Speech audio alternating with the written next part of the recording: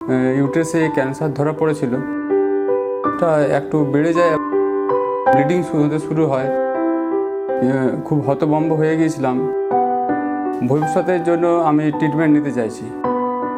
হ্যাঁ, আমি পুরুলিয়া জেলার থেকে আসছি। আমার মায়ের গত 1.5 মাস হলো ইউটেরাসে ক্যান্সার ধরা পড়েছিল।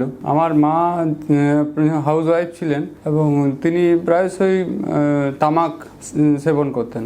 তামাক সেবন করার জন্য হয়েছে কিনা জানি না, কিন্তু হঠাৎ করে মায়ের জরায়ুতে একটা সিস্ট ধরা পড়ে। সিস্টটা হয়তো আজ থেকে 7-8 বছর আগে ধরা পড়েছিল, কিন্তু ডাক্তাররা বলেছিলেন ওটা অপারেশন না করালেও হবে। কিন্তু পরবর্তীকালে যখন সেটা সিস্টটা একটু বেড়ে যায় এবং ব্লিডিং হতে শুরু হয়, এবং তারপর আমরা খুব হতভম্ব হয়ে গিয়েছিলাম যে আমরা কোথায় চিকিৎসা করাবো খুঁজে পাচ্ছিলাম না। তারপর আমরা হঠাৎ করে বাঁকুড়াতে নিয়ে যাই। বাঁকুড়াতেও ঠিকমতো ট্রিটমেন্ট আমরা পাই না। তারপর আমরা যাই হসপিটালে। সার্জারি খুব ভালোভাবে করেছেন, কোনো অসুবিধা হয়নি, এবং ইন ফার্দার আমাকে কেমো নিতে বলেছেন। এবং যদি আরও কিছু দরকার হয় বা আমি চাইছিলাম যে যদি আয়ুর্বেদিকভাবে কিছু উপশম হয়, সেই জন্য আমি এখানে এসেছি। এখন কোনো সেরকম অসুবিধা অতটা বোঝা যায়নি।